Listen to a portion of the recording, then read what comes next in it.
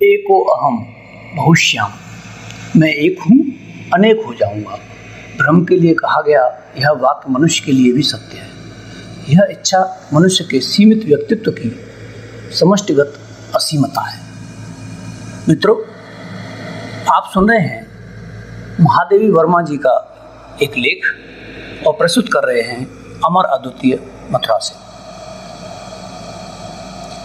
जीवन की पुस्तक का अभी एक पृष्ठ भी समाप्त नहीं कर पाई।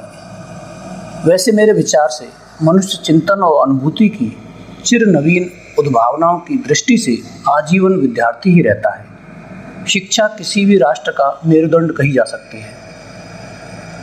वह अतीत की उपलब्धियों तथा वर्तमान परिस्थितियों का संधि स्थल ही नहीं, ऐसा आलोक भी है जिसमें भविष्य की रूपरेखा निखरती है और स्पष्ट से स्पष्टतर होती चलती है। जिस प्रकार शरीर में हृदय सभी अंगों को स्वस्थ रक्त पहुंचाने का कार्य करता है, उसी प्रकार समाज, शासन, विज्ञान, कला, साहित्य आदि सभी क्षेत्रों में शिक्षा नवीन प्रतिभाएं भेजता है।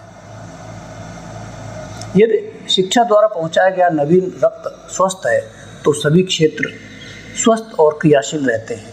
यदि नवीन रक्त में व्याधियों के कीटाणु प्रवेश कर जाते हैं तो राष्ट्र जीवन के सभी क्षेत्र सांघातिक रूप से पीड़ित हो उठते हैं। विद्या का लक्ष्य व्यक्ति और समष्टि दोनों को सामंजस्य सूत्र में बांधकर संपूर्णता देना है तथा शिक्षा हृदय और बुद्धि के परिष्कार व समन्वय द्वारा मानव को लक्ष्य तक पहुंचने की क्षमता प्रदान करती है। वेद के समान ही विद अर्थात जानना धातु से बनी यह संज्ञा समय के बहुत से आंधी तूफानों को पार कर आई है और मानव द्वारा अनेक सदुपयोग दुरुपयोग के अमिट चिन्हों से चित्रमयी है।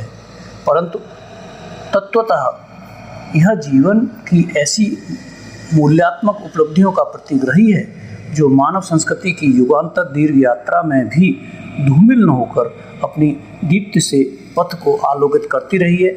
हम पशु विशेष को बल से विवश करके अपना इच्छित आचरण सिखा सकते हैं, परंतु उस क्रिया की असंख्य आवृत्तियां करने के बाद भी पशु न उसमें सुख का अनुभव करने में समर्थ होता है और न स्वतंत्र होने पर वैसा आचरण करता है। सर्कस में अनेक प्रकृत्या हिंस्र अहिंस्र जीव साथ रहकर सिखाए हुए आचरण के अनुसार कार्य करते हैं, परंतु इससे उनकी वृत्तियों में कोई अंतर नहीं आता। मानव की विकास गाथा इससे भिन्न है। इसमें तत्वगत नैतिक प्रकृति के जागरण के साथ एक असीम आनंद उद्वेलित हो उठता है, जिसे हम आस्था, सौंदर्य बोध और समष्टि में अपने आप को विसर्जित करने की इच्छा कह सकते हैं।